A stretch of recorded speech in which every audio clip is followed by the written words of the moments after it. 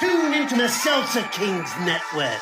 Crack one open if you dare, creeps.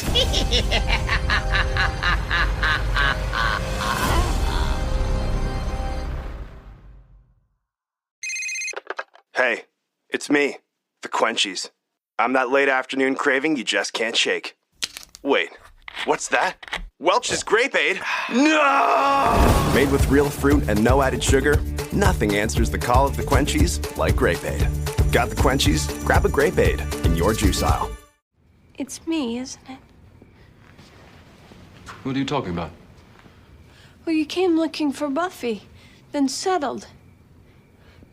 You didn't want to bite me, I just happened to be around. Piffle. I know, I'm not the kind of girl vamps like to sink their teeth into. It's always like, ooh, you're like a sister to me, or, oh, you're such a good friend. Don't be ridiculous. I'd bite you in a heartbeat. Really? Thought about it. When? Remember last year? You had on that fuzzy pink number with the lilac underneath? I never would have guessed. You played the bloodlust kind of cool. I hate being obvious. All fangy and takes a mystery out. But if you could... If I could, yeah. You know, this doesn't make you any less terrifying.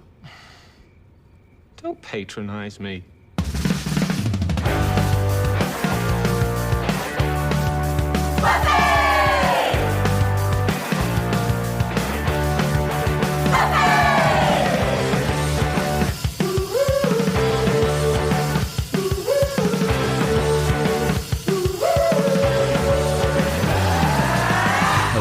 Everybody, and welcome to another episode of Boys Watching Buffy. We're just two boys watching every episode of Buffy the Vampire Slayer for the first time, giving our review, our reactions.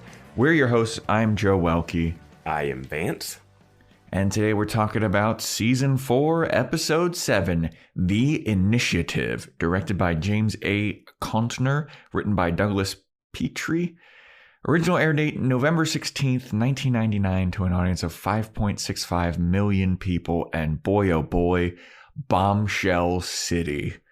All over the place. We freaking nailed the predictions like pretty hard on this one. Yeah. Except there's one bombshell that I was not expecting. Okay. But we fucking nailed those predictions from last time. Yeah, it was pretty... Minus the Willow Wicca group thing that I predicted.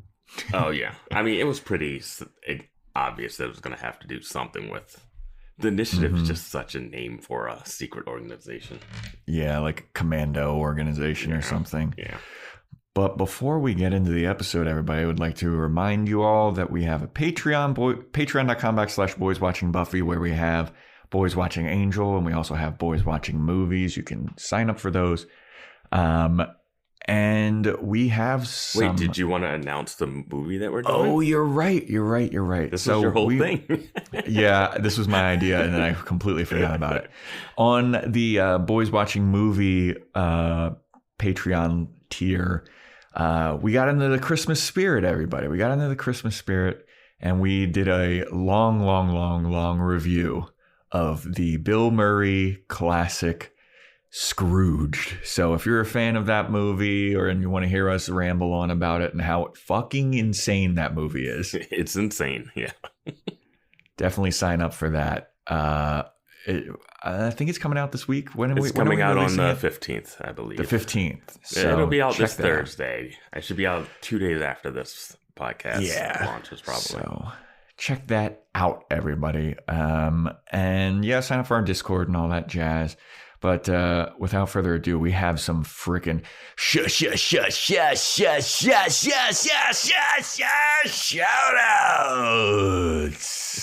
You're gonna hurt yourself one of these days. I did just have a hernia test the other day, so we'll figure it out. Okay, so we got our potentially first Australian review, Vance? I don't know. Is the first Australian review ?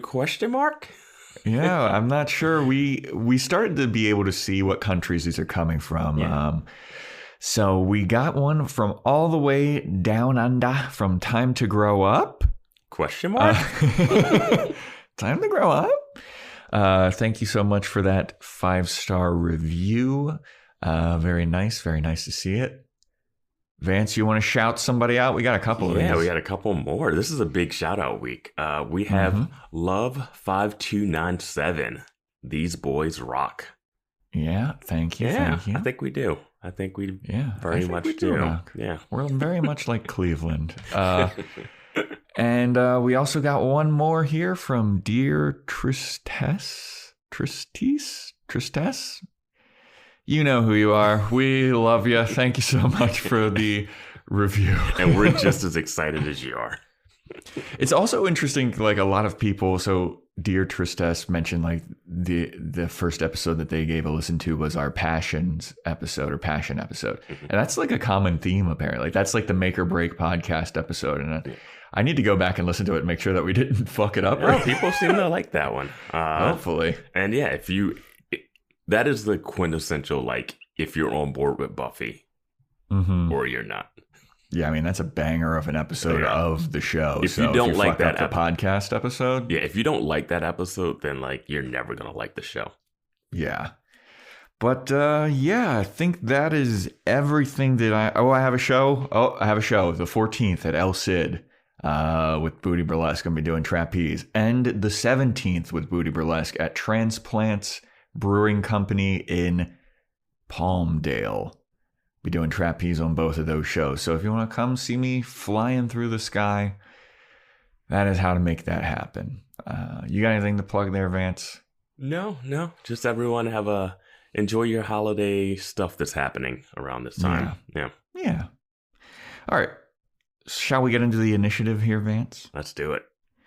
All right. So the episode opens up with a Parker Abrams recap. And as soon as I saw that, I was like, damn, this guy's still around? Fucking, I thought we moved past this guy, but... I did want to mention that one of our fans on Discord mentioned that we should watch the opening intros this week. Oh, yeah. Did you know I think why? It was the... I know exactly why. Okay, we'll get to it. We'll get to it. Okay, because I might have watched it, but I don't know if I watched it. So it's a Parker recap. It is also a T.A. Riley recap. We get a little bit about what he's doing. And then we get a recap of Spike from the last time we saw him monologuing on a rooftop and then getting zapped by the gun guys, the commandos, as they're stated on Wikipedia. I'm going to keep calling them the gun guys. The fact that tasers take down vampires, like, all women on a campus should just be given tasers. Yes. Like, that's it. Absolutely. I didn't know that they had, like, gun tasers. I wanted to bring up, they have guns. They have full-on guns that they never use. They're like the Ninja Turtles with their swords. Yes. They never slice someone's head off or anything. Why are you coming in with assault rifles and they're like, tase them? Like, I don't know. And we'll get to it. Yeah. But then the episode actually opens with Riley with his boy Forrest. And Forrest is just annoying. Yeah. I've seen him in stuff before, this actor. I recognize him from some stuff, but I'm not sure what. He's like the horniest guy ever. He's looking at every woman that walks by and he's like, damn, you see that fucking hot piece of ass? Man, look at them boobs. Look at them boobs. You tell Riley. And Riley's got his like face in a book. Yeah. He's like, I gotta study. He's fucking Belle from Beauty and the Beast. What we know later, none of this makes sense. Yes. This characterization and this dynamic that they have does not add crazy. Up. It's crazy to me that after everything we see in this episode, by the end, I still think Riley is incredibly boring. So, but yeah, Forrest is like, damn, look at all these hot girls. Riley, look at that girl. And Riley's like, I have stuff to study, okay? And then he goes, well, what about that hot piece of ass over there? And it is Buffy at a froyo station. And he's like, what do you think about her? And Riley's like, oh, that's Buffy. He's like, damn, you know her name. He's like, girl so hot, they call her Buffy. I'm like, what? Like, it is so much Whedonism in this guy's talking. Like, it's like every character sounding, they're like so witty, but not, like, they're trying so hard to be witty, it seems like. Yeah, it's like all of the jokes are like such a stretch. Yeah. It's like Riley will be like, I'm kind of more interested in my book, and he's like, why don't you book it over to Buffy and book her in for a fucking appointment for the dick down? Yeah, she's mattressable. Like, oh yeah, God. like I was like, yeah. But Forrest is like, you know that girl? He's like, yeah, she's in my class or what? She's Buffy. She's a little awkward, a little peculiar. I don't know, something about her. He's like, yeah, there is, them boobs and that butt. And Riley's like, dude, chill the fuck out. And he's like, would you want to be with that girl? And they keep cutting to Buffy, and she must be drunk or hungover because she can't function at all. Yeah, like the froyo machine is like splurting all over the place. She's spilling stuff. She's tripping. I'm like, I don't think Slayer should be this uncoordinated. Right? But yeah, like every time that Forrest is like, you're telling me you don't want to hit that, Riley will look up from his book and Buffy's doing something more and more stupid. So bad. He's like, no, I don't know. She's kind of awkward. And then a third bro comes over. I don't know this guy's name. I don't know it either. Fucking generic white guy. He comes and sits down, and Forrest is like, hey man, you see that girl over there? Would you want to fucking have sexual relations with her? And the guy's like, oh yeah. And then Forrest is like, well, Riley knows her and he hasn't had sex with her yet. And Riley's like, I mean, dude. Oh man. It's very funny. Yeah. And so then we go from that scene to Spike waking up in the facility that he had been dragged to, and he is in like a cell, and he's in a cabin in the woods type facility. Yeah. And he's like, what the hell's going on here? What's going on? He goes to run towards like the glass container thing, and it electrocutes him. And it's like, oh, son of a bitch. And he's in there with a bunch of other demons and stuff. And then the intro credits happen. And this is why people wanted us to watch it. So in the intro credits, Oz is no longer in it. And he has been replaced by Spike. Okay. Spike is in the intro now. I did notice Spike in the intro, but because I don't watch the intro that much, it wasn't like I was like, oh, the intro changed. Because I normally skip over it. Yeah, I watched this with like intense eyes, like, all right, I need to fucking pay attention to this. And it was, it's Seth Green is no longer in the intro. Been replaced by James Marsters. Is it Marsters? I think it's Marsters. It's not Masters. It's Marsters. It's not Master. I'm sure it's Marsters. We're bad at this. We've only watched 63 episodes of the show. Yeah, we're like, and we're like Spike's biggest fans, and we're like, what's his name? Wait, is it Giles or Giles? It is Marsters. So does that mean fucking everyone listening just putting their heads in their palms? Does that mean Oz is done? Because I feel like we can't even check. Yeah, I don't think that we can. And there's like 2 more episodes of him, and we're like, oh well. Yeah, spoiler. But I don't know, man. I mean, he's not. Maybe he'll come back for a guest role. Maybe he is gone because like I thought Jenny Calendar lasted longer from like what I'd heard about her in the show. Like I was like, oh yeah, she must be a character that lasts longer than like a season and a half. But yeah, it doesn't. Was she was in the intro credits though, right? Jenny? No. Jenny Calendar? I don't think so. I think she was never a main character. I think that she might have been in the intro credits, but then she did come back as like guest roles to like, Haunt Angel or whatever in that one shitty episode. Like I said, I don't really watch the intro stuff. Also, it has like clips from later episodes in it sometimes too. Yeah. So it's like, yeah, that's the thing that I talk like I watch a lot of anime. Anime openers fucking spoil so much shit. And there's a little bit of stuff that gets spoiled if you watch the Buffy opener too, like from future episodes. And it's like, The first movie I ever seen do that was the last like Mission Impossible, where it had a trailer. The entire movie. the like intro in that movie the movie itself, when you're watching in the theater, shows clips from the movie that you're going to watch. It's the first time I'd seen that in like a feature. Yeah. But yeah. Oh, you're right. Because I do remember that. That was fucking weird. I was like, wait, is he in the helicopter, right? Wait, that's from this movie. Like, it was the weirdest thing I'd ever seen. Yeah.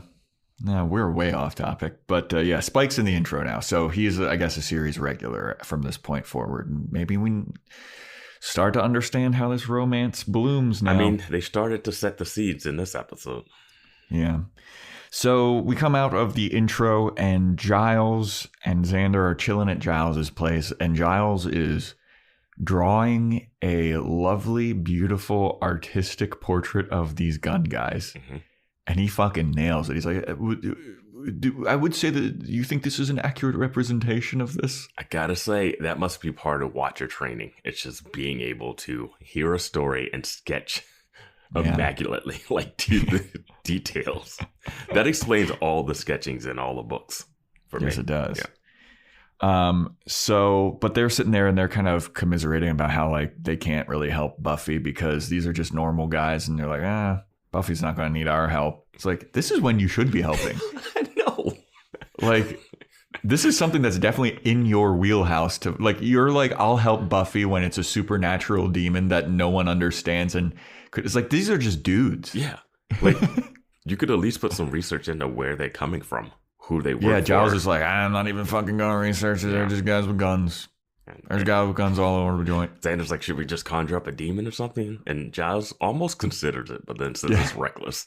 Yeah, that's a little unethical. So then Buffy shows up and, you know, she's talking about how she's going to a party. Giles shows her his drawing and she's like, yep, that's them. Mm-hmm. And she's going to a party that night because she's going to cheer Willow up, who is in a black hole of despair because Oz left. And Giles is like, you're not going to patrol? And she's like, no, I'm going to a party. You two can go on patrol. And they're like, okay, I guess we're going on patrol. And that's pretty much that scene. Yeah. So now we go back to Spike, who is like pacing his cell like a caged animal. And a blood packet falls from the ceiling and he picks it up. He's like, well, I haven't had blood in a while. I think I will have it. And then he hears a voice from the cell next door. And he goes, don't drink it. Mm-hmm. It's drugged. And Spike's like, what? And the guy next door is like, they drug the blood packets and then they take you away and they do experiments on you. You're like a lab rat. We're all lab rats here. They wait until you can't take it anymore and you need to drink blood. And then they just fucking take you away and then do experiments. And Spike's like, all right, that's pretty clever. Mm-hmm. How did we fucking get in here? And then the guy next door is like, I don't know. All I know is I was chasing the Slayer and then I got caught by these guys and now I'm here. And Spike's like, I knew it. The Slayer's behind all of this. She got a good budget, but once I get my hands on her now, I'm going to fucking kill her. Yeah, I knew she'd be trouble if she got proper funding or something. And that guy is the first guy that we saw get tased, I believe. Yeah. Yeah. But he's like, oh my God, I knew it. I should have known that I shouldn't have messed with Buffy. She's gotten quite brilliant. And then it cuts to Buffy in class and her pen has exploded and it's all over her hand. And she's like, oh no, pen go explodey pants. Like, what is happening with this girl right now? Like, Buffy has never been this. Yeah, she's like slapstick dumb. Yeah. Willow's like, yeah, fountain pens can be tricky. Like, geez. Yeah, man. So they the class ends and then they talk about how like Oz has dropped out of school and Willow goes up to Riley. He's like, no. He's just absent for today. You know, he might come back. He hasn't dropped out fully. And Riley's like, I mean, according to my paperwork here, he's fucking gone, dude. And Willow's like, but he might come back. And Professor Maggie Walsh comes up and she's like, fuck that guy. He missed my class. Fuck him forever. He's going to fail. He's a piece of shit. I'm like, this is one class. It doesn't matter. Yeah, like, also the professor wouldn't care this much. It's a big class. It's not like a 12-person like study group. It's a stadium class. Not fully stadium, but you know. I mean, I'd guess that there's 50 to 60 people in this class. Why is the classroom of that like media studies bigger than this? Yeah. It was more people in that guy's media studies class. Well, it's also like, dude, the professors in classes like that, number one, that's not the only class that they teach. Number two, they would never know anybody's names pretty much. You know, like the head professor, like the TA, sure. Yeah. The professor, absolutely not. This professor should know Buffy. Yeah. But yeah, Willow is all sad that, you know, Oz is gone and she got put down by Maggie Walsh, and then Willow leaves and then Buffy's behind her, and Buffy goes up to Maggie Walsh and she goes, you know, for someone who teaches about human decency, you should have a little bit of it sometime. And then she storms off and Riley's like, ho, ho, ho. Yeah, we brought this up before. I think you brought this up that like she's so bad at human interaction for working in like psychology. Yeah. I'm happy Buffy said what she said here. Yeah. And then Maggie Walsh is like, you know what? I like the cut of that girl's jib. And Riley's like, you like her? And Professor Walsh is like, you don't? And Riley's like, I think she's pretty weird, man. And Riley's like, I guess I have to like her because you like her and I love you. Like, I don't know. I think she's a little peculiar, but you know, whatever. And then we go to Xander and Giles getting ready for their patrol, and they're gathering weapons. And Xander has a fuck ton of guns in his basement. Mm-hmm. And Giles is like, Jesus, dude, you got quite the arsenal down here. And Xander goes, yeah, when I was military guy. Yeah, I mean, they referenced it so much last season. But they never actually have said military guy. They said soldier guy. Did they say soldier guy? They said Buffy soldier guy. Soldier guy. Yeah, this is the first time that they actually have said military guy, and gotcha. I feel justified. Fair enough. I forgot. I thought they had said military guy, but yes, they said soldier guy last time. So yeah, this is it. This is it. The military guy joke has fully come full circle. It has bloomed and blossomed into exactly what they're gonna call him. Yes. So he's like, yeah, I stole all this shit when I was military guy, and don't you worry, man, I fucking know how to work all these things. He's trying to like fiddle with a gun. Yeah, it looks like a flare gun. So, yeah. But yeah, or it looks really old-timey. Yeah, Giles just grabs it from him and he quickly reloads it or whatever. And Xander's like, wait, I don't even fucking know what I'm doing, man. I forgot all of my military guy training. I mean, I know a little bit of it, but I'm not even fit to be in the Swiss Army. Yeah. And they don't. And Giles is like, don't worry, we'll figure it out. Well, he also mentions that his hand-to-hand combat is still good. Yeah. Which I'm realizing now was a setup for a later scene. Yeah. Why is Giles so good with guns? He's the Ripper, though. The Ripper was like worshiping demons and stuff, and then in a band, and then also just knew everything about guns. Yeah. I mean, there was that one scene where Buffy took the gun from Jonathan, and she knew how to like disable it and disarm it and shit. And it's like, where are these people getting these trainings from? We only see them train with crossbows and like swords and boxing, stuff, and like stakes. Yeah, shit. Then we never see them train with like weapons, but then when they get their hands on them, they're like click, click, click, snap, snap. Yeah. But yeah, they're all like, all right, we got all of our weapons. Don't worry, we're on top of this. So then we go to campus again, and Riley is telling his bros, Forrest and White Guy, about Buffy standing up to Professor Walsh. And he's like, yeah, it was incredible, dude. Like, she stood up to her, and then she said, for a lady that talks about human behavior, you should have some a little bit or whatever. And they're like, damn, dude, that's crazy. And you still haven't had sex with her, though? Like... And then they're like, wait a minute. So what's the deal with this Buffy chick? Like, wasn't she with Parker Abrams for like a hot minute? Maybe we should talk to Parker about this. And then Parker Abrams walks by and they're like, hey, Parker, why don't you come over here really quick? We got to talk to you about something. And he's like, yeah, what's up, bros? And then they're like, that girl Buffy Summers, you were with her for a little bit. And he's like, yeah, I was with her. And then they're like, well, what's her deal? Like, did you have sex with her? And he's like, oh, yeah. Instead of calling her Buffy, they should call her Bunny because she was going all night long. Talk about stamina, dude. And then the bros are like, see, there you go, Riley. Why don't you freaking do that?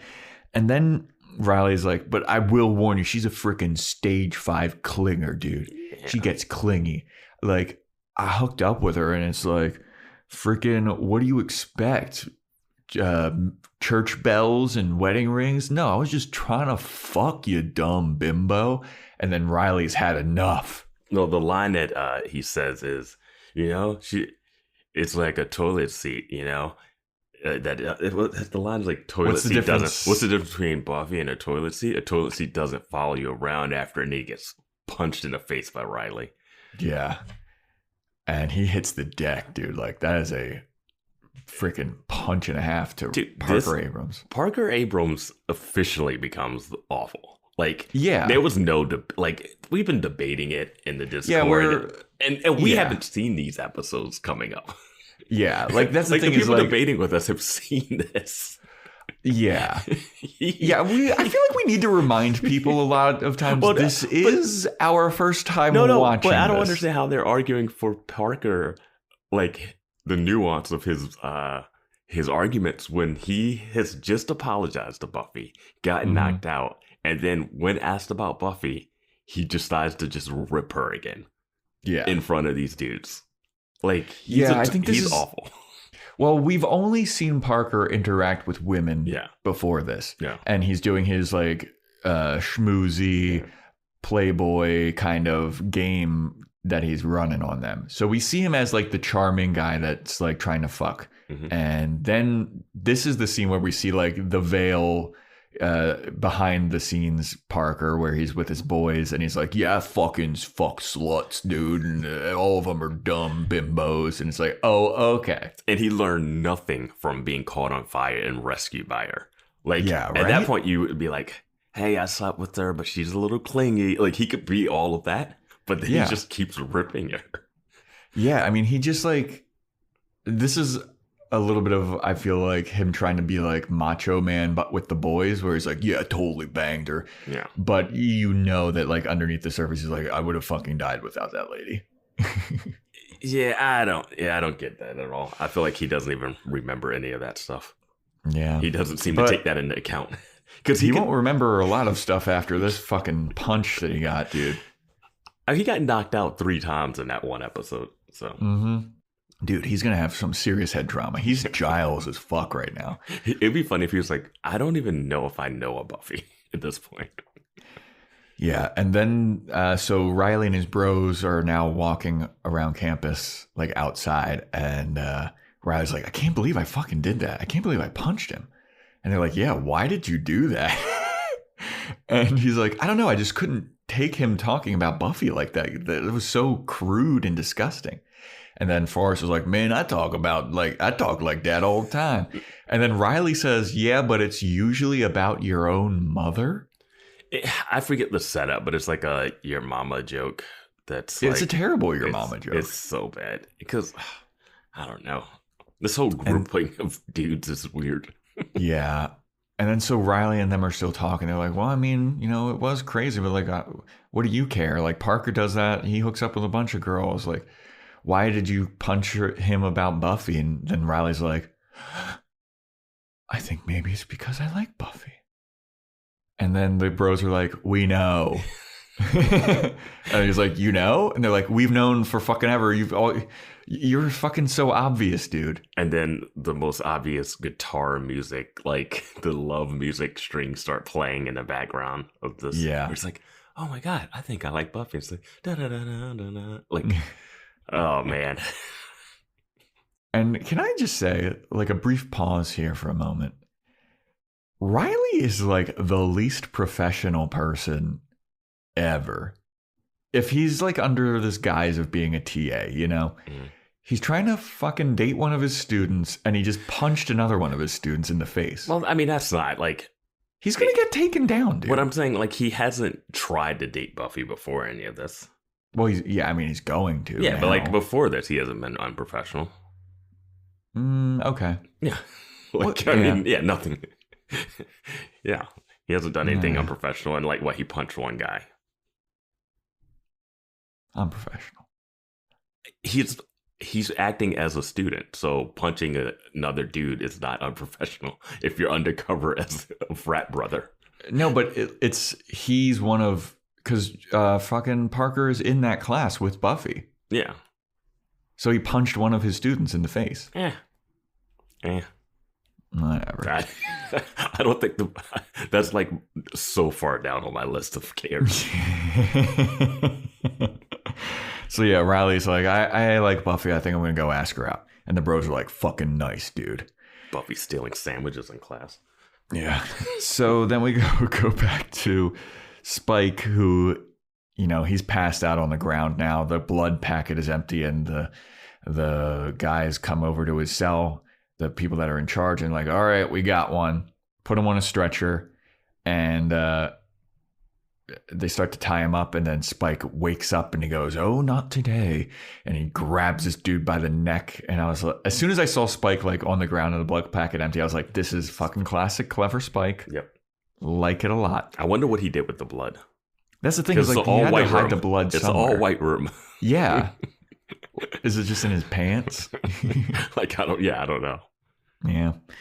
But he attacks the doctors. He's chucking them all over the place. They're like, get the serum, knock him out.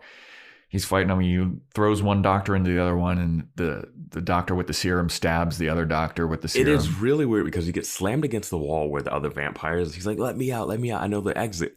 And this one doctor seems like he is just manhandling Spike. Right?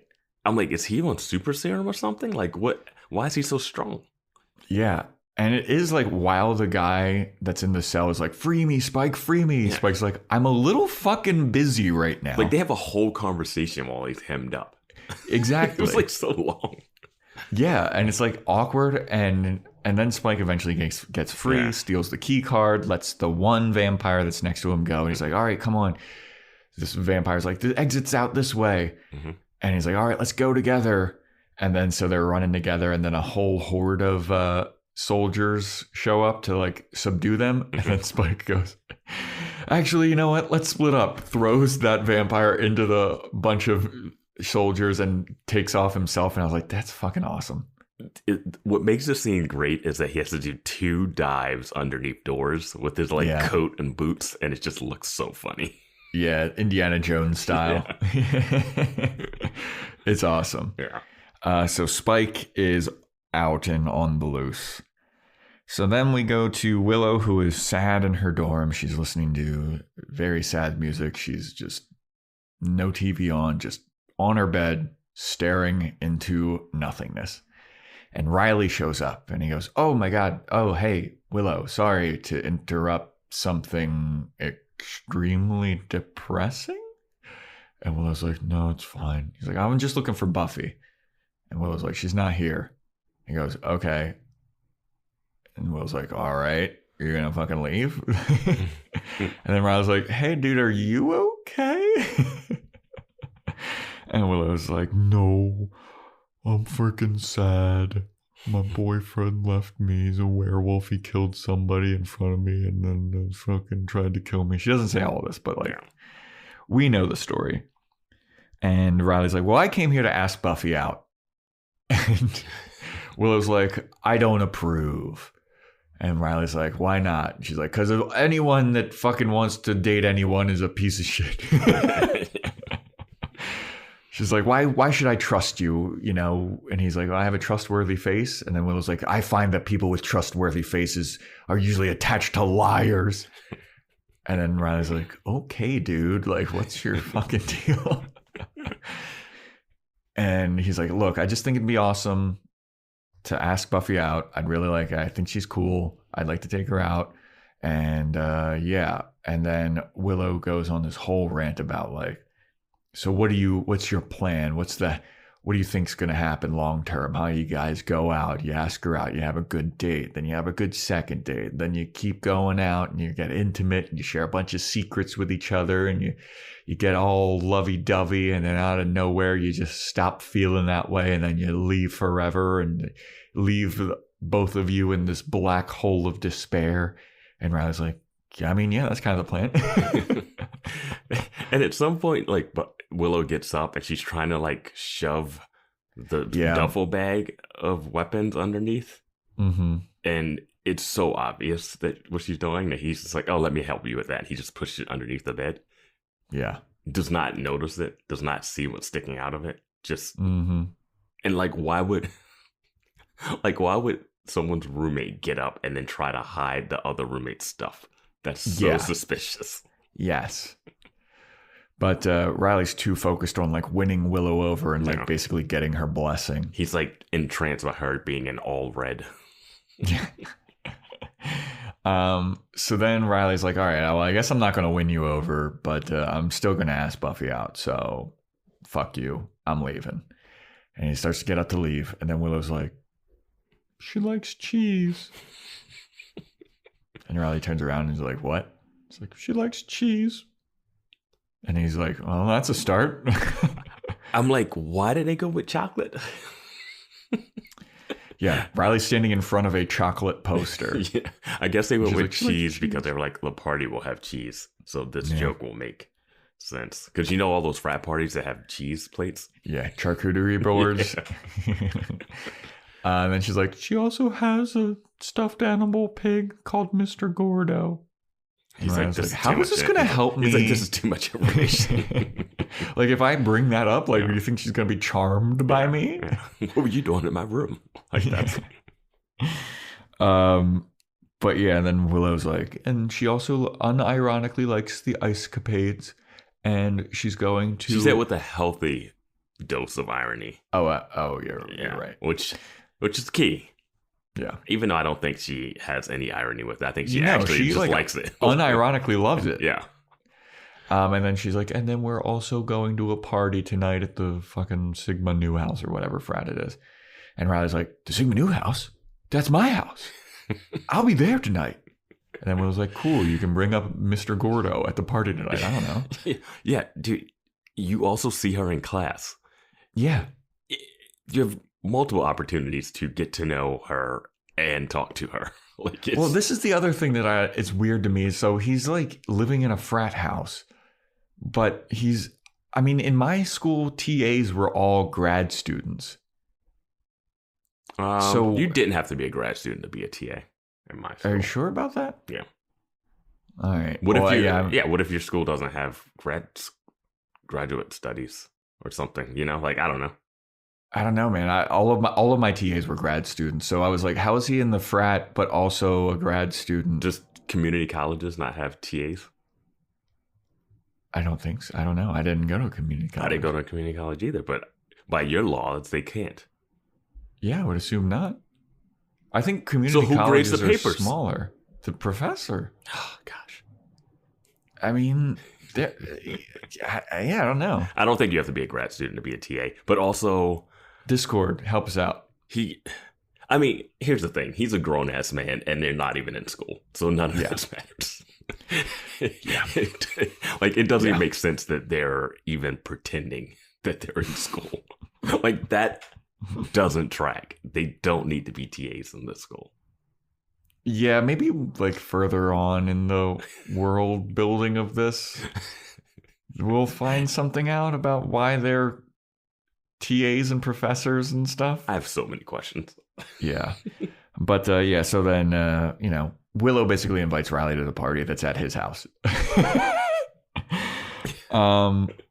So, you want to be a marketer. It's easy. You just have to score a ton of leads and figure out a way to turn them all into customers. Plus, manage a dozen channels, write 1 million blogs, and launch 100 campaigns all at once. When that's done, simply make your socials go viral and bring in record profits. No sweat. Okay, fine. It's a lot of sweat. But with HubSpot's AI-powered marketing tools, launching benchmark-breaking campaigns is easier than ever. Get started at HubSpot.com/marketers. Curious about how you can achieve smooth, natural-looking, long-lasting filler results? The Juvederm collection of fillers has 6 unique gel fillers that add subtle volume and are designed for different needs in specific areas of the face, like lips, cheeks, chin, smile lines, under eyes, and jawline. Ask your licensed specialist for a full face assessment today and download the Alle app, that's ALLE, the official loyalty program of Juvederm, to save on treatments and get a look that's true to you. For important safety information and to find a licensed specialist, visit Juvederm.com. That's JUVEDERM.com. Not for people with severe allergic reactions, allergies to lidocaine, or the proteins used in Juvederm. Common side effects include injection site redness, swelling, pain, tenderness, firmness, lumps, bumps, bruising, discoloration, or itching. There's a risk of unintentional injection into a blood vessel, which can cause vision abnormalities, blindness, stroke, temporary scabs, or scarring. Talk to a licensed specialist to find out if it's right for you. So then we cut to Harmony, who is in a cave, and she's putting up a unicorn poster in the cave. And Spike shows up. He's like, guess who's back? Big bad voodoo daddy's back. And she's like, Spike, why are you fucking here? She slaps him. She's like, you freaking betrayed me. You lied to me. You tried to stake me. And Spike's like, I mean, all that's in the past though, right? And she's like, yeah, you're right. I'm happy that you're here. And he's like, all right, we can do whatever you want to do. I'll take you wherever you want to go. But first we got to kill the Slayer. And Harmony's like, fucking, will you stop it with the Slayer business, dude? And so she gets pissed off at him very quickly. And then we go to Xander and Giles on patrol. And Xander is monologuing some kind of military guy bullshit. And Giles is just like, shut up, dude. Yeah. And they're just in like weird forest. It looks like a set kind of thing. I'm just like, yeah. All right. Like they have a random side. Yeah. They're randomly in this adventure. Yeah. It's not even an adventure, just like just this random. Scene too is like literally 1 minute long, and it's just what I just described. Yep. And so we go to the next scene, and Buffy and Willow show up to the party. And, you know, this is all meant to make Willow feel better. And Buffy's like, hey, if you don't want to be here, we can go. And Willow's like, no, I want to be here. And Buffy's like, all right, I'm going to go over here by the guys. The guys are here. Yeah, because earlier she says the people from their roommates or people on their floor were all going to this party that they were going with. Yeah. And Willow's like, I'm going to go get a soda. And so they split up. Willow walks right over to Riley, and she's like, all right, she's over there. She's in a crop top with jeans on. So that means that, you know, there's opportunities to dance with her, but maybe a little bit of touching, but nothing too crazy. Don't you get your freaking hopes up, buddy. And Riley's like, all right, cool. Thanks for the intel. And she's like, all right, you should go up and ask her to dance. And Riley's like, all right, I will. Except there's one problem. I don't know how to dance. And then we get a long montage of Willow teaching him how to dance. And Forrest teaching him how to dance because he's the black friend. It becomes Save the Last Dance with Riley. Forrest starts breakdancing. Come on, Riley. No, none of that happens. And then it's step up. What is it? Step up to? Step up to the streets. Riley's initiative.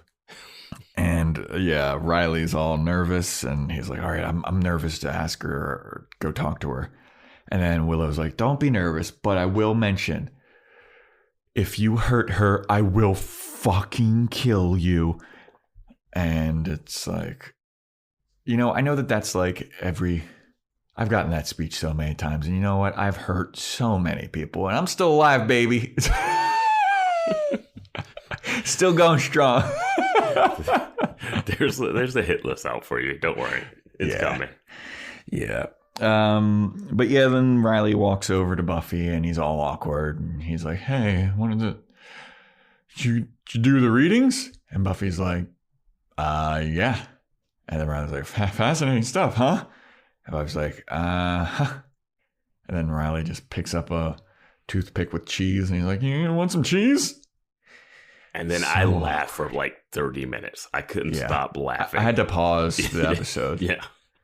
I had to go for a walk to like settle myself down. Dude, Riley sucks. He is dull. Yes. He sucks, dude.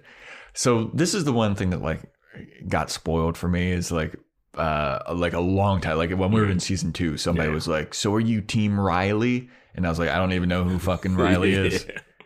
And they're like, "Oops." And so I was like, "Okay, well they're gonna get some kind of like romantic relationship thing." Oh, and I'm you didn't think they were meet cute where she almost killed him with a bunch of psychology books on his head? Yeah. Dude, I'm more Team Parker at this point. This guy fucking sucks. He's so boring, dude. I'm just kidding, everyone. I'm just kidding. I'm not Team Parker. Parker is a despicable misogynist, okay? Yes. But, yeah. So Xander is now split up from Giles, and he's monologuing to himself. Like, "Oh, yeah, Xander, great idea. Let's split up. That's totally cool." I was like, why did they split up? He did this monologue, the same exact thing with somebody. Was it Faith? Who was he doing that with? I don't know. They do it so many times. I feel like we've reached that part in the show where they're like forgetting who says what. But dude, also at this point, his hair is all disheveled and looks really weird. Well, he's in that giant, like, he's in this giant military coat, but it's like not formed, like nothing fits well. Mm-hmm. And the thing about the military is like they don't like look slovenly. Like it's not like loose fitting.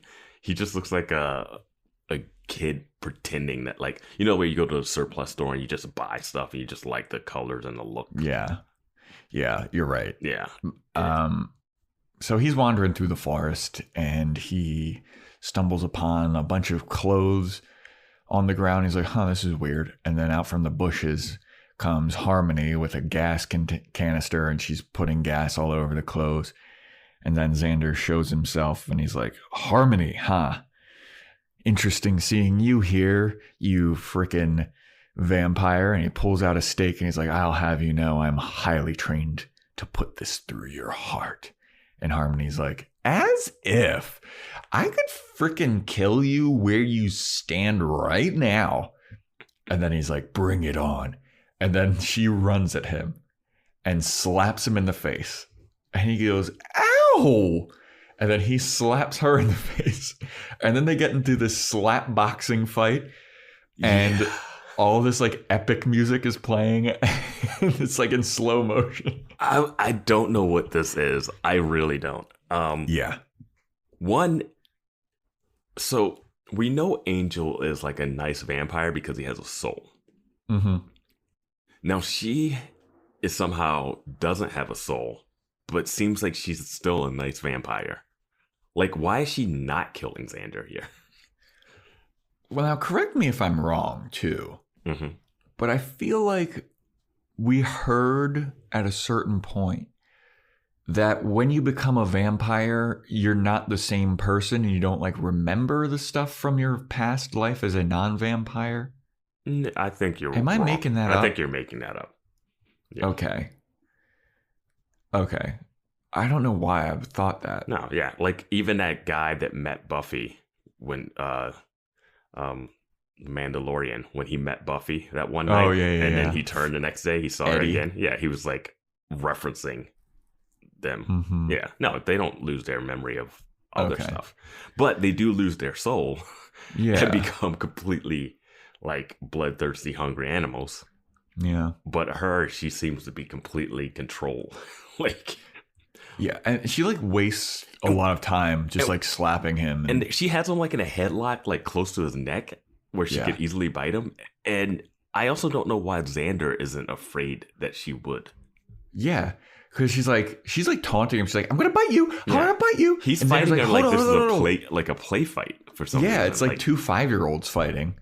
But you know she's a vampire, and she tried to kill Willow. Yeah. She actually did bite Willow, didn't she? Yeah, she did.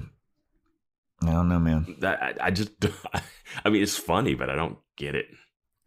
So they're like fighting, and they come to like a standstill where Harmony has him in a headlock, but Xander has a hold on her somehow that's preventing her from doing something. And then they're like, all right, stop, time out. Let go. Let's call a truce. So you let go. And she's like, I'll only let go if you let go. He's like, all right. On the count of 3. 1, 2, 3. And then they let go of each other. And they're like, well, this is embarrassing. I'm just going to go my own way. Xander's saying, he's like, I'm just going to go my own way. I'll let you be. But I'll be back and I'll kill you or whatever.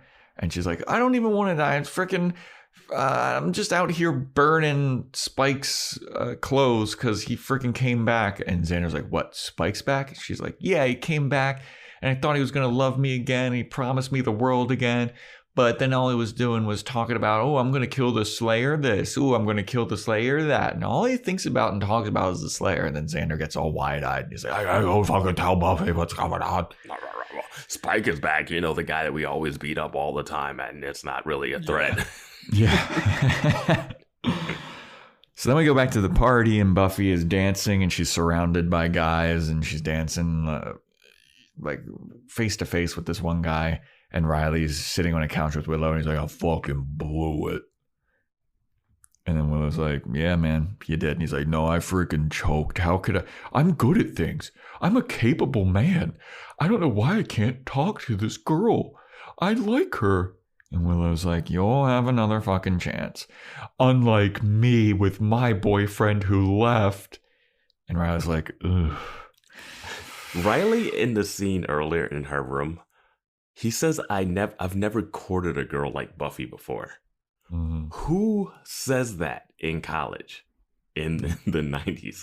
I never courted a girl like Buffy. Like that wording is just like... Vance, Riley is a little bit different. Okay. He's built different? Or is he just different? He's not built different. Is he peculiar? He's not like most guys, okay? Most guys, they're obsessed with sex and boobs and butts. Not Riley. And he likes Buffy for her peculiar soul. God. He's got Willow right there. Yeah. At one point, I was like, man, is this going to switch to Willow? I was like, I know it won't, but like, yeah. It'd be so funny if Buffy came back and she saw Riley on Willow's bed and she got jealous like the other roommate with Parker. Mm-hmm. That would be funny. Yeah, that would be awesome. With like Kathy and Parker. Yeah. But yeah, so then Willow's like, you know what? I'm sad and I don't want to be here anymore. I'm going to go home. Here's your another opportunity to talk to Buffy. Go up and tell her that I went home and tell her not to wait up for me. I'm just going to be fine on my own. Tell Buffy I walked through these mean, demon-riddled streets back to my place, and I'm completely fine. And that she should keep partying without me, even though I'm the reason. Yeah. And Riley's like, cool, have fun, see ya. Even though he knows. Fucking asshole. And then basically Willow's like, you have my blessing. And Riley's like, cool. So then he goes up to Buffy. And he goes, hey, Buffy. He does offer to walk her home. Yeah. I give him that. He goes up to Buffy and he's like, hey, guess what? Your friend Willow ditched you. She went home. But she said she's okay. And Buffy's like, oh, okay. And then he's just standing there kind of like, so, oh, nice thing. You know what? I've always wanted to talk to you about something. And Buffy's like, oh, yeah, what's that? And then just as he's about to talk, Xander shows up from behind and grabs Buffy and he's like, hey, we got some unfinished business that just showed up. And Buffy's like, business? And Xander's like, business. And Buffy turns around to Riley and she's like, sorry, bud, gotta go. And then she leaves and then Riley's like, oh, man. And then Riley goes over to his bros. His boys like just show up behind him. Like, well, I also want to say, too, when Riley... Right? They're just like watching all this binoculars from across the room.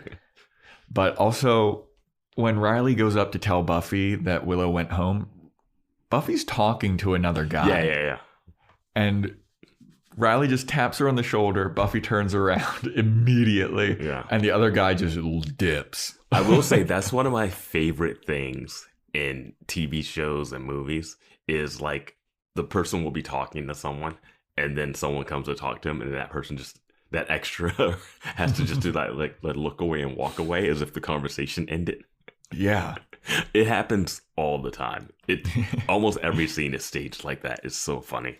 It's very when you're funny. watching, just notice. It's like, hey, can I talk to you? It's like, oh yeah. And then like someone that's like mid conversation, like, I guess I'm done with this.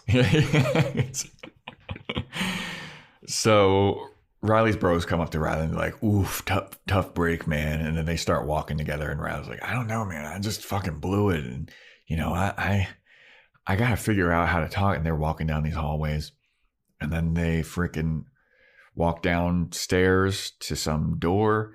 And the bros are like, don't worry, you'll have another shot. And then they turn to this mirror and it's a robot voice. It's like, retinal scan. And then a bunch of lasers come shooting down the freaking mirror. And then a door opens up and it takes Riley and the bros downstairs to this sub-basement Terranian science lab. And it turns out that Riley and his bros are the gun guys. And there's an army of gun guys. And Professor Maggie Walsh is the head gun guy. And I was like, whoa, dude. Whoa. Yeah. I don't know why it's in the frat. Yes. But I have multiple questions, so I'm going to doll them out in waves. But the first one I want to say is the reveal of Maggie being like in charge of this like group that captures demons and monsters and experiments on them. Mm-hmm. Why does she not have any weaponry when she runs into the werewolves last episode? Yeah. She's walking with Riley and is talking about it as if she's literally a teacher and being like, I don't know what this was. Yeah. I had I'm not prepared for being attacked at all. And she's like, she's not like, hey, Riley, bring a team. There were some weird beasts. We need to get them. You know, like, yeah. She's just talking in the hallway like, oh my God, be careful outside. Well, even before that, when she sees the werewolves, she's like flabbergasted and like shocked and like, oh, yeah. It's like, you know, all this shit exists, dude. Why are you so surprised? Yeah, that's the thing. Like, none of that tracks with this, but they know that this is going to happen. Yeah. Yeah. I mean, like why she just walking down the hallway? Like, she would have been like, Riley, get your guys together. Search the facility. We have 2 random demons that we need to capture. Like, yeah. And if like this is such a secret operation, why are you talking about it loudly in the daytime in front of all of your students? Like, there's a bunch of students that Buffy she was just saying overhears. that like she was just saying it like a lady that was literally attacked. She's treating it like a regular person. Yeah, like, but what I'm saying is like, if it's a secret thing, like you wouldn't want other people to know about it, right? Like, she's like in this covert mission thing with Special Agent Riley Finn. Is it Finn Riley? Or is it Riley Finn? I think it's Finn. I think it's Riley Finn. Yeah, it's Riley Finn. Okay. But yeah, like I'm saying, if she's doing this secret operation, why would she talk about it where other people could hear about it? Because Buffy overhears her. Yeah, but she's not like, oh shit. But she's not saying that they were like demons when she's in the hallway. She's just saying like, there's some wild animal, watch out. Like, but I'm saying she's the only one that knows about it because she was the only one around while the 2 of them attacked. No, I'm just saying she would not tell Riley in the hallway. Yeah. And she would not tell Riley in those words. Yeah. In the way she would describe it is like, oh, there's 2 hell beasts that I need you and your team to go track down. Those are exactly the way she would say it. She wouldn't go like, oh my God, I was randomly attacked by 2 things last night. Like, she would never say that knowing who she is. I also, at this point, want to read to you the completely and utterly inept Wikipedia description of this episode. I love when you quote the Wikipedia stuff as if it's like, well, Wikipedia said, when Wikipedia is not often right. I know, but listen to this description of the episode, okay? Spike, who was captured by the commandos, is being held hostage by them in a high-tech facility underneath the university. Spike escapes and heads to find Buffy, who he assumes is behind this. Riley realizes he has a crush on Buffy. That is all they have on here. I mean, that's not wrong. It's not wrong, but there's so much more in this episode. So many reveals, so many bombshells, and they don't fucking put any of that in there. Usually, like, they have, like the episode number 3 has a long description about, like, what happens. And it's just about fucking Anya and Xander. And but then, like, this episode where it's, like, all of these crazy bombshells, everything coming together. We find out who Riley is. We find out who Professor Walsh is. All of this crazy shit. And they have like a 3-sentence description of what's going on. I was like, what? Maybe I watched this episode too late, but I wasn't like blown away by the and the fact that we predicted it. So we predicted that we would find out about the group. Yes. I didn't know it was going to be Riley. I did hope that Riley was like a demon or something. So at least he has something. Yeah. I didn't expect it to be Riley. No. I was like, oh shit. Okay. That's how he's folded in on this. And it's cool. Yeah, But yeah, so they all go to the sub basement and they're all demon hunters and shit like that. And Professor Walsh is pissed off because Spike escaped and he's on the loose. And they're like, well, but he's dangerous. And she's like, yeah, I know. You gotta go freaking capture this guy now.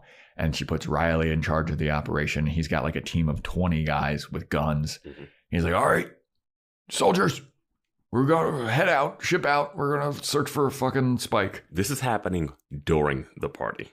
During the party, yes. They left their party. Like, I wonder how that's explained. Like, at the end of this, I wanted him to go back to the party. Well, how did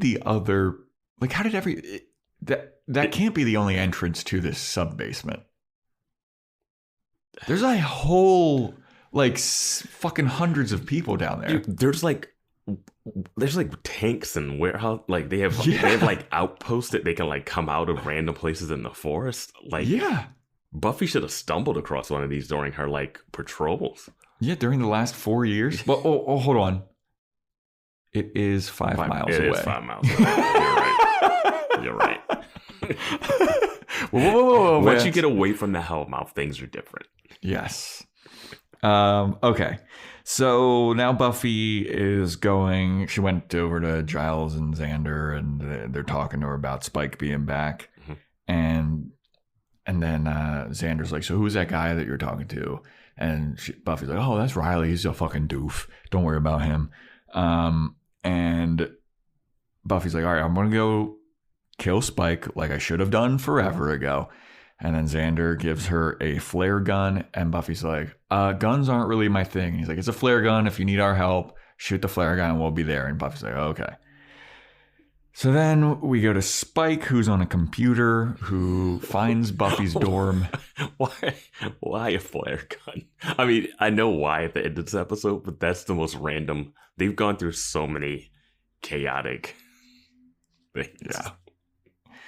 Yeah. Well, then we go to Spike tapping on a computer like a father, typing with one finger. And he finds out where Buffy and Willow live. Super easy to find out. Super easy. Barely an inconvenience. Did not know that information was just dial up ready. Yeah. So Riley and the bros are on patrol. And every other time we've seen these commando guys on patrol, they have masks on. Yep, wrote that down. I was like, why are they not wearing masks besides the fact that they want us to see their face? Yep, they're all just maskless, got their commando gear, guns, fucking bulletproof vests and stuff. Here's a question. The last episode also, Buffy bumped into one of them. Yeah. During the day. Mm-hmm. Did they not realize that was Buffy? Was that one of the other 1,000 soldiers? I was going to say, there's like a buttload of soldiers down But we there, always see like those 3.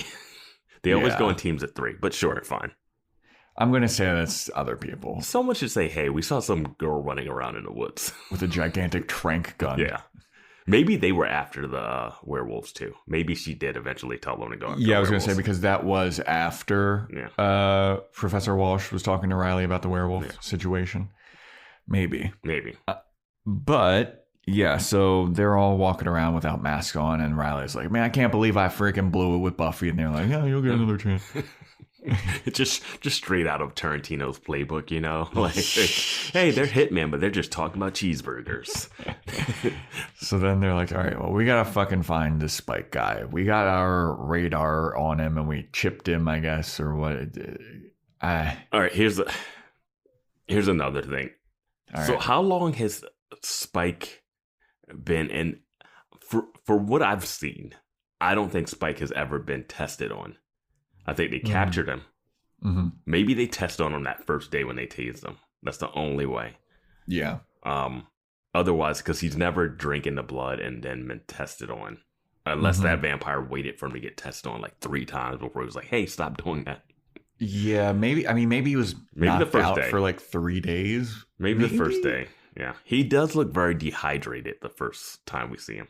Well, he's pale. He's a vampire. No, but the lips were chapped. Oh, okay. Which I didn't know vampires could get that.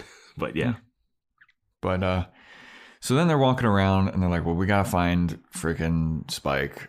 He's around here somewhere, according to our radar beep boop bop fucking machines that we've got that track him. And then they're sitting in the bushes and they're like, hold up. We can't keep going. We've got a civilian.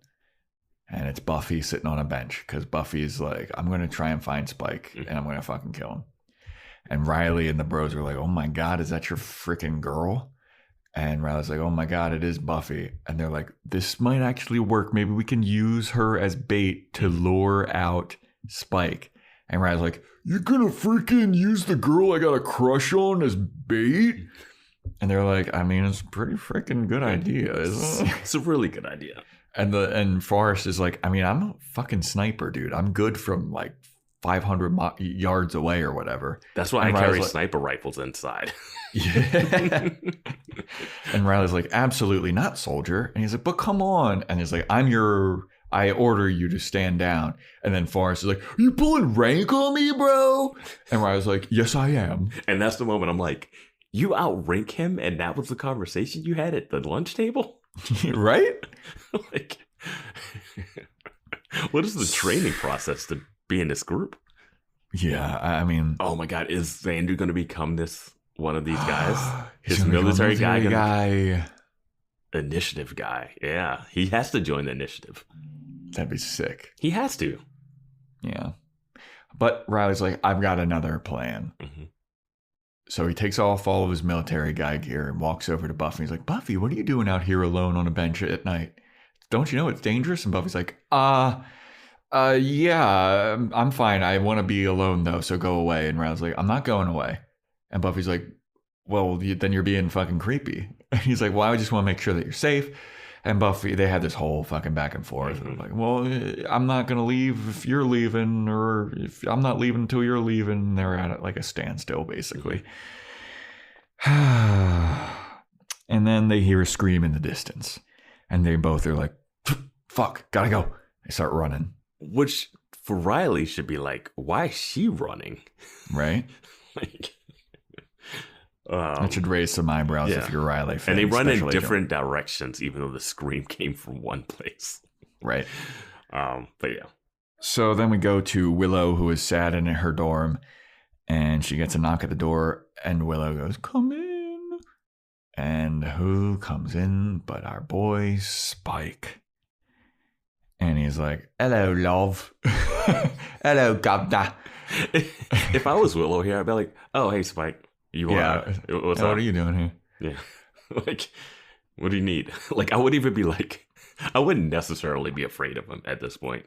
Yeah, I mean, he's like a goofball, kind of. Like, you've had so many encounters. He hangs out with, like, Buffy's mom a lot. Like, yeah. Like, it's just like, hey, man, what do you need now? Like... Yeah, so he shows up, he goes over to Willow, and he's like, where's the Slayer? And she's like, she's not here right now, and you should leave. Mm-hmm. And he's like, how about I fucking feast on you? And he grabs her, he shoves her, and she's like, woo! She's getting shoved all over the place. And then she's like, I like that she's like, please don't kill me. And he's like, I'm going to kill you. Yeah. But I'm going to give you a choice. Either I'll kill you and you just die, or you can become like me. And I was like, oh, is this going to happen? I know. They keep teasing this. I mean, even though we have seen what she is when she becomes a vampire, which is badass. A vampire witch? That's sick. Yeah. So she's like, I don't know. And he's like, oh, fuck it. Whatever. I'm just going to feast on you anyway. And he goes and he bites her neck. And then we cut to commercial. And I'm like, man, this show did it. Oh, and he also like blasts music so that nobody can hear her scream. Well, she said, I'm going to scream. And she starts screaming. And then I guess that scream is what everyone hears, you know? But Riley and Buffy hear it from what I'm assuming is like several hundred feet away. But the people that are in the dorm that are just outside of her door can't hear her scream. They're like, oh, that's Buffy's room. Don't worry about it. Yeah. You know, Buffy, she's really peculiar. Yeah. So he's going to bite Willow. And then we come back from commercial and he can't do it. And he's like, what the fuck's going on? He tries to bite her again. He's like, I can't do it. And then we have this hilarious. I really like this. It's a fun game. Yeah, like it's performance. So I took UCB sketch writing program. I did the whole program, and in UCB sketch writing, they call this mapping. Yes, where you take like an actual conversation, you map it over top of something else that wouldn't be. So they're playing Spike's inability to feed on Willow as like he can't get hard boner issue. Yeah. And they're playing it up like that. And Willow's like, is it me? And Spike's like, no, it's not you, it's me. I don't know what's going on with me. This never happens. And Willow's like, but I'm sure if fucking Buffy was here, you'd want to fucking feed on Buffy. And he's like, I mean, yeah. And Willow's all like, the vampires go for Buffy types. Yeah. And he's like, no, you're totally edible. And Willow's like, would you eat me? He's like, I thought about eating you a long time ago. She's like, when? He's like, you had that pink top on. You smelled of lavender underneath.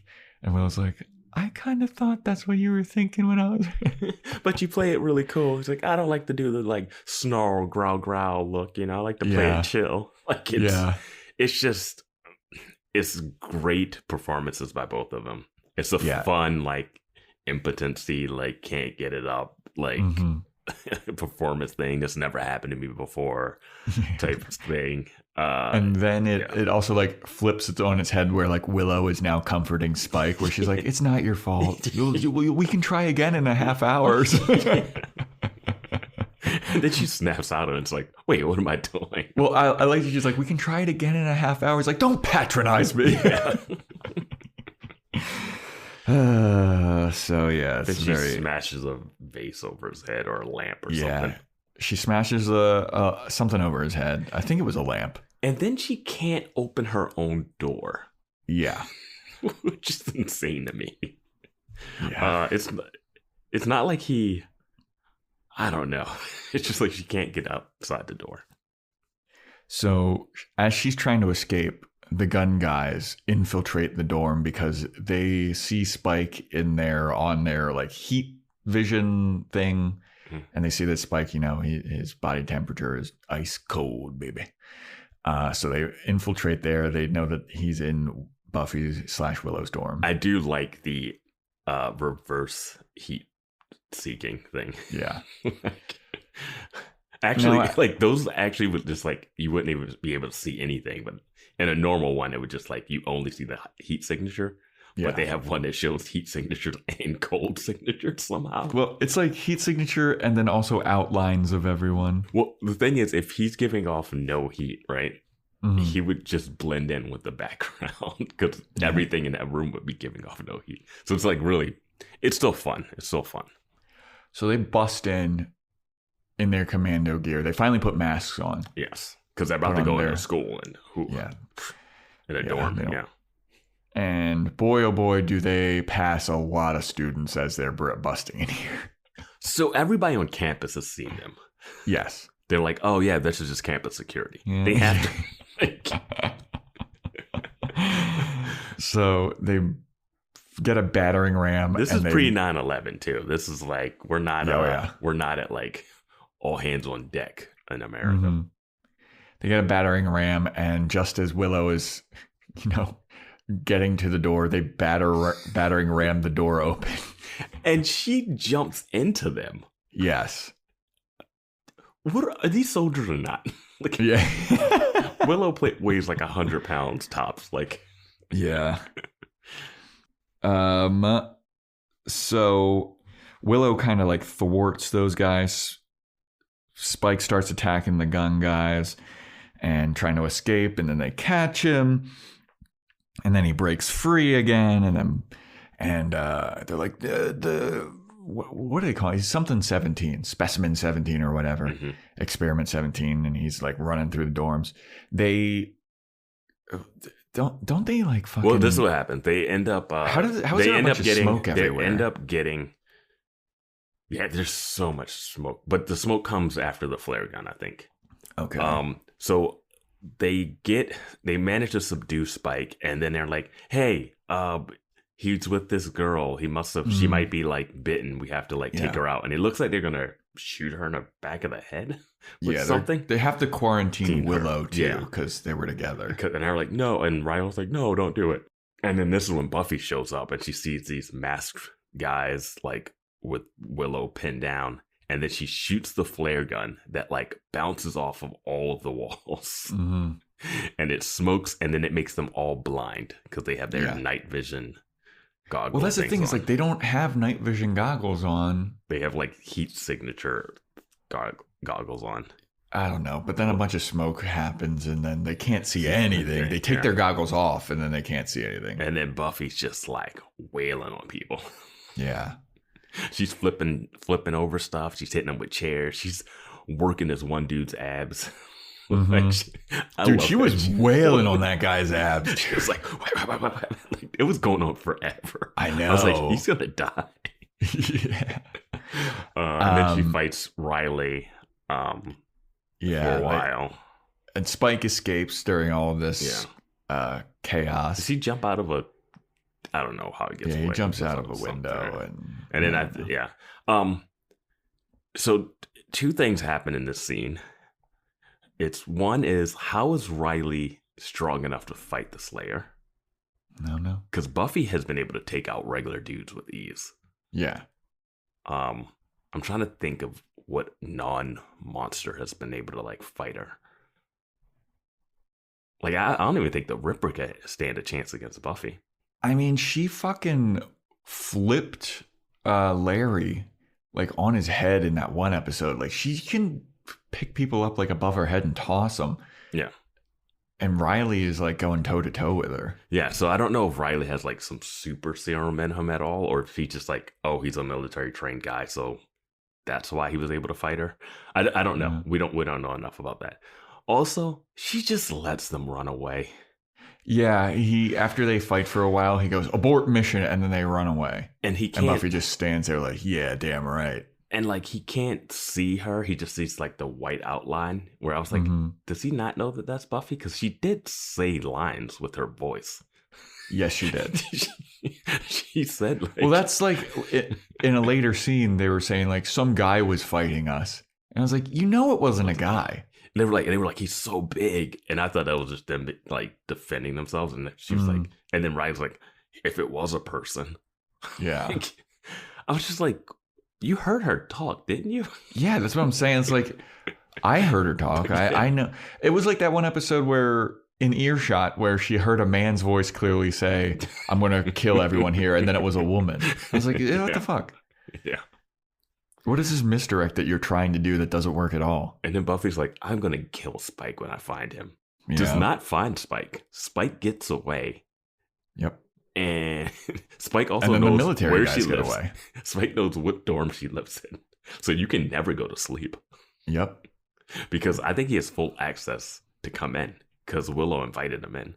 Yes, he did. And who knows what the dorm rules are? Well, yeah, dorm rules. We got into a big debate about that in the Discord. But yeah, she just let them run away. I'm like, they have to go down the stairs, check out the door, like follow them. Well, also like they took their goggles off at this point, so like other students can see. I mean, maybe it's like Riley. Maybe they can see a little bit of stuff. Yeah, but they got their asses handed to them by Buffy. I love the excuse that they come up with for what happened on the floor. Well, I also got to say, like, I think when Buffy is fighting regular humans, I feel like she's doing the like Superman, Spider-Man thing where they pull their punches because she could just fucking goo them. Yeah. Yeah. So I'm sure that's a little bit of what's going on. But I mean, if there's, I don't know. Yeah. Well, I love the excuse later is that this was like a fraternity prank on their floor. Yeah. I was like, sure. Yeah. Oh, I forgot that you lived at Stevenson or whatever. How did you know I lived at Stevenson? Oh, I went by to see Willow about something. Yeah. Well, we're skipping a scene. Yeah, we're skipping a scene, but yeah. But yeah, Professor Walsh, Riley goes and he's like, oh, we let the fucking guy go and we got our asses handed to us. And she's all pissed off. And she's like, well, at least we know that my implant works, right?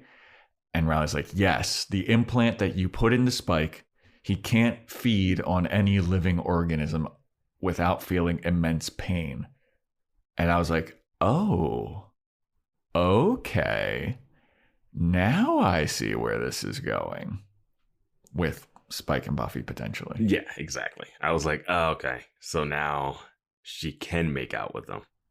Well, Riley says he can't feed off of or harm any living thing. He can still punch people. I mean, these are his words, not mine. Yeah, I don't know. Yeah. But it seemed like he was fighting them pretty good. Right? That's what I'm saying. Is like he was fighting. He shoved Willow up against a wall and all this. She was tossing her around. Yeah. So yeah, that's an interesting development. Yeah. Because I don't know if I love it. Yeah. But because the line that Willow says is, "You're not any less terrifying," and he's like, "Don't you patronize me?" Yeah. It's like, yeah. All right, is he less terrifying though if he can't bite you and kill you? Yeah.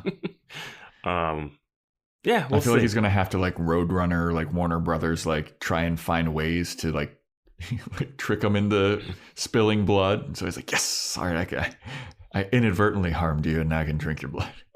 Yeah, I guess he's just gonna be addicted to the blood packs. I don't know, but I wonder what. Yeah, we'll find out more about this group. I'm not gonna speculate. Yeah. So yeah, then it's the scene of Riley talking to Buffy at the scene, and she blames it on the fucking frat party prank, and then Buffy says that Riley's peculiar or whatever, and that's kind of the wrap up of that. They don't use their guns at all during the scene at all. What'd you say? They don't use their guns at all during this. Yeah. Like, dude, right? But it also seems like they have guns, but they also want to bring back Spike alive. Yeah, because they wanted to freaking experiment on him some more. I guess. They want to verify the implant. So, but I don't know why they're just fully armed to the teeth. But yeah, that's pretty much the episode. I'm excited to see where the conflict between Buffy and Riley / Maggie Walsh will come, because like it seems like they'd be on the same team. I think it'll be like, hey, we need to kill vampires. Hey, I think I can save these monsters. I think she's gonna end up being like mad scientist level. I mean, at this point, I feel like Maggie Walsh and her initiative operation is more humane than Buffy staking every vampire in the heart. Because she's trying to like implant them with things that make them unable to hurt people. And Buffy's just murdering them. Yeah, but they're vampires. I mean, maybe they can be helpful to society if they're just getting fed blood packets. I mean, they can do all the night shift work. Yeah, dude. But no, we got machines for that. So this is Captain America: Civil War. Are you Team Cap or are you Team Maggie Walsh? We got to see what else Maggie Walsh is up to. Yeah, there's going to be some kind of turn where she's evil. Yeah, absolutely. There's secret organization working underneath the school. Yeah. My biggest question is, where were they during the last 4 years? Where have they been? Because this isn't like something they made over the summer. Like this facility is like legit. Mm-hmm. Like this has been up for years. How has there been a vampire living in like vampire house living on the campus, robbing and killing students when this company exists? Yes. How is The first, what's the girl's How name? has the master lived underground, probably like 2 feet away from this gigantic facility? 5 miles away. You're right. No, I'm saying the lady, that girl that beat the shit out of Buffy. Sunday? Yeah, they lived on an abandoned dorm or abandoned like frat house. And they're in that episode. Yeah. How did they not already take that down? How has that been going on and it's been going on for years. Yeah, dude. There's no way that this like just popped up in the last. I mean, Maggie Walsh she's got a reputation on campus. Willow has heard of her before. Yeah. Like, no, I mean, this would have been like a 10-year thing. Like that facility in the basement is so set up. I give it maybe minimum 5. I can't wait to hear them try to explain this away. Yeah. About why they haven't intervened before. Like they know about the Ascension. Yes. How do they not know about Buffy? Right, dude. How do they not know about, if they know all about all these vampires and they're experimenting on, one of them had to have like fucking spilled the beans. Like the guy next to Spike was talking about how he was trying to fight the Slayer. Yeah. Like you don't have fucking recordings of him saying that? Yeah, you don't have like, what is a Slayer? Tell us. Yes. Yes. Like, I don't know. Just leaps of faith, logic stuff that we're gonna have to we're gonna nitpick and people will hate, or love. Or love, yeah. Or love. But yeah, we gotta call them. We don't know what's gonna happen, but it seems crazy that this exists. That's why I said I can't wait to hear them explain this away, because right now it's like, how the fuck is this possible? Well, right now we've got a reason not a reason for Buffy to like Spike yet, but a reason that it could physically happen. The seeds have been planted. They did do an inner cut where it was like, I gotta see a girl. And then they do a match cut to Spike being like, I gotta see a girl. Yeah. And those were some of the seeds. Yeah. Yeah. But yeah, that is the episode, everybody. That is the initiative. Have any final thoughts about this bad boy here, Vance? No, I'm curious to see what happens. I'm definitely not team Buffy Riley yet. Like, yeah, they don't seem to have a chemistry. Like, I'm more team Buffy Xander at this point than I am Buffy Riley. Dude, Riley is so boring. Yeah, he stinks. And if anyone out, like, I find it hard. I just can't imagine people wanting Buffy to be with Riley. Like, I'm sure that there are some people that find are him. like, I'm sure people find him handsome. Yeah, I mean, he's a handsome guy. Dude, afterwards, when he had all of his hair slicked back and not, like, parted down the middle, I was like, whoa, okay, that's the fucking hairdo you should be having, bro. Not this fucking part down the middle. I thought Buffy looked her best at that frat party. She had this great, look at him, like, this cute, like, what? Yeah. She had a nice little silky shirt on. It looked good. Good fashion corner moments there. No, it was like one of those things where I'm like, okay, yeah. I mean, she's one of those people that every guy would be like trying to hit on. Well, the look that she gives him while he's like stuttering and stammering, trying to like mac on her, is like she knows that he's trying to hit on her, but he can't do it. And she's just waiting for him to like, and he never does because he's a doofus. Yeah. Man. He's such a... Like, I know that there's going to be people that are like, I find Riley really charming and handsome and cute and sweet. And it's like, okay. What was the guy she dated that one episode in like the first season or so? Owen, the one that wanted to see Buffy on her adventures? Yeah. He's got some Owen vibes minus the like into dark stuff. Well, he is into dark stuff. He is into dark stuff, but not in that way. Yeah, not in the interesting way. We're going to the graveyard, the funeral house, the cemetery. Cool. Yeah. Buffy's fucking love interests have been all so shitty. Yeah, that's why. That's the only reason. Like her being with Spike is like, all right, cool. Yeah. At least this guy's funny. Sure, he tried to kill everyone you know, but fine. He's been nice to your mom this whole time. Yeah, your mom likes him. Oh, man. God. Yeah. All right. Well, that is it, everyone, for the initiative. Thank you for listening. We really appreciate it. Please, sign up for our Discord. The link is in the show notes. Sign up for our Patreon, patreon.com/boyswatchingbuffy. Rate and review on Apple Podcast for a shout out.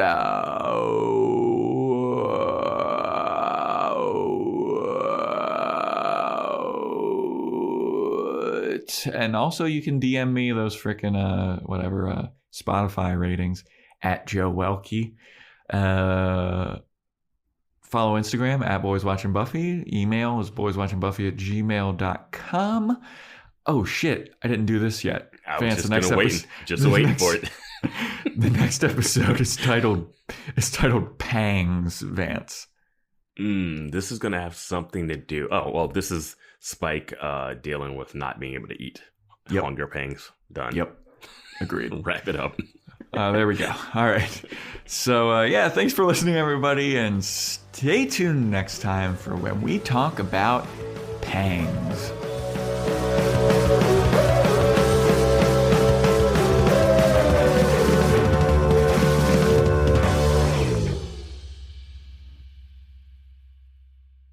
Buffy? I like that. That girl's so hot, she's Buffy. Tune into the Salsa Kings Network. Crack one open if you dare, creeps.